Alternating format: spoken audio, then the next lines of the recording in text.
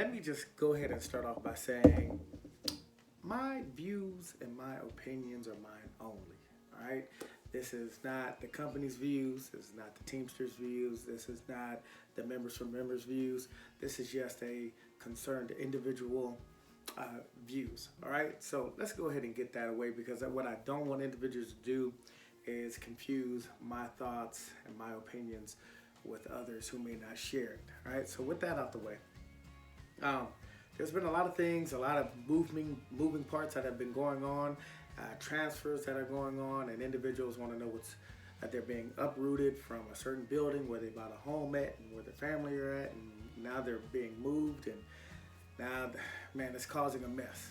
Right? So, um, there's a couple of ways we can fight this, and we're going to most definitely need unity and solidarity, and everyone is going to have to fight. Please. As a shop steward, man, I do my best to help my people that I got to look after. But in this scenario right here, man, it's gonna take a unified effort and a unified voice and a unified push. Okay. So with that said, there's some things that I don't agree with. All right. So we're gonna take a look at a certain article later on, Article 38. And we're going to kind of look at these things. But issue number one that I have is that there was no information to anyone except for probably in the past 7 or maybe 14 days, maybe. So basically, this information is just now hitting everybody. Everybody's got to move, and nothing was given to anybody to kind of give them the opportunity to prepare the families for this move or to have the discussion, or quite possibly what's going on in our center, have the ability to bid on routes. We have almost 10 routes that need to be bidded, and we've been fighting for them to be bid, but we've been getting pushback. And so now these individuals don't have the opportunity to bid on them, and now they're being forced to move to another area or another building. It sucks because none of this stuff was discussed at all. Not from your union, not from your company. You guys were left, I believe, in my personal opinion, completely left in the dark. So if anything's going to happen out of this, we're going to have to stand together, all right? Another issue that I struggle with is full-time employees being moved to other buildings when your current center is starving for drivers. All right, our current center, we need drivers. Man, for the past 3 years, our business agent has been saying that he's going to get the ratios right, and yet has not done this at all, or been unable to do, or unsuccessful in doing it. And we have been unable to hire more full-time drivers. They've been getting 224s in, but yet every time they bring someone in, they're failing them. The company is bringing them in for 29 days and failing them. This is just madness. So now we're going to take a portion of full-time drivers and move them, and now you're going to leave the center with a deficit. All right. So, and the other issue is that instead of moving your 224s, drivers who, and I'm not trying to bash the 224 drivers, but they don't have any rights compared to your full-time driver, right? And so here we are, moving the full-time driver who has worked hard, who has gotten up to this position and gotten a route, or not gotten a route, but gotten up to a full-time utility, and now they're being moved versus our lesser seniority individuals who could possibly be moved. One of the other areas that I would prefer is that no one gets moved, and we start taking these individuals who have been waiting years, all right? Cover drivers who have been waiting years, or air drivers who have been waiting years to become full-time, that they would streamline this process so that individuals can hurry up and get in and fill in these positions. This is what I believe is a win-win. Allow the individuals to move who want to be moved, who want to relocate, and for the ones who don't want to move, let them stay in their home building. And for the center that's going to have a deficit and who needs to fill in routes, there needs to be a streamlined process to bring in these individuals who are air drivers, who are cover drivers, and make them 224s or full-time drivers as soon as possible. I think that's what the win-win here is for everyone. All right, so instead of uprooting everybody and moving them all around and not giving them the time frame and not giving them the opportunity to bid on routes to get in position, man, how about, man, you guys call your union, call your business agent, and get these individuals to start fighting for you to say, hey, you know what? I believe that we should start streamlining the process to allow these cover drivers and air drivers who've been wanting to drive for a long time, go ahead and loosen some of the restrictions and allow these individuals to pass to fill in those areas.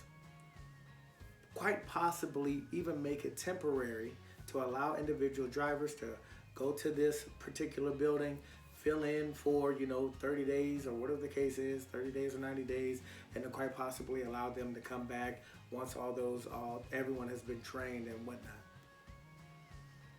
We need to stand together on this, right? So call your business agent, man, and call your union president and get on these individuals and start to ask some questions. And most likely, one of the answers, if you end up getting an answer that sounds like, well, it's their company and they can do what they want to do, then the question becomes, well, why do we even have you? Now, with that out of the way, let's go ahead and look at this article. All right. We're looking at Article 38 real quick. Hopefully you guys will get the time to, I'm sorry, I'm checking my notes down here, make sure we went ahead and covered everything.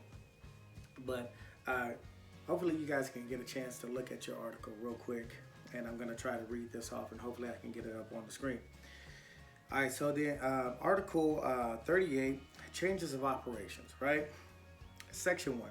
The employer agrees that prior to any change in its operation that will result in change of domicile and or possible layoffs of seniority employees, it shall notify the affected local unions in a union or unions in writing with the specific details and information then available, and then meet jointly with them to inform them of the proposed changes to resolve questions raised in connection with the proposed change.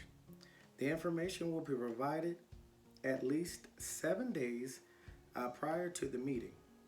During this joint meeting, the employer and the union shall reduce to writing all agreed upon issues, and both parties shall sign the written document. Your union, if this has went through, has signed this and not informed you and decided to inform you at the last minute. This is probably why you haven't been seeing individuals in your building. All right? All right, so let's see here. Shall sign the written document in acknowledgement of such agreement. The parties shall reduce to writing all unsolved issues, if any, and they shall be referred directly to the appropriate regional change of operations committee.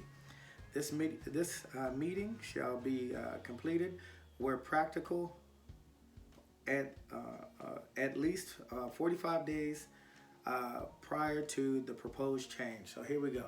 45 days ago. My question is, did these individuals know about this 45 days ago? And if they knew this change was coming 45 days ago, why did they not inform employees to allow these individuals to start getting routes bidded so that they can get everybody in position who wanted to stay to allow them to stay? But that didn't happen. All right. The 45 days notice is provided and the meeting is completed unless the operation change is dictated by emergency conditions, which individuals may say COVID is that. No, from what we understand, the whole reason for this move is strictly because they believe that they're opening one building up, obviously Rancho Bernardo, and then also they believe that there's going to be a high influx of volume.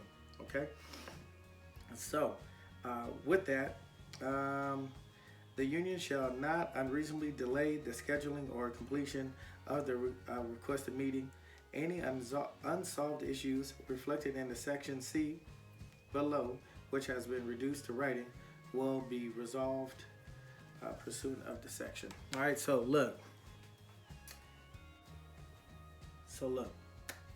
Um, another issue that we're going to have here that I want you guys to kind of understand as we wrap up here is that all of the individuals that are now 224, right, that are at the bottom, what's going to end up happening when you move and vacate all these full-time drivers is that now they're just going to take these 224s and just slide them straight up into this spot.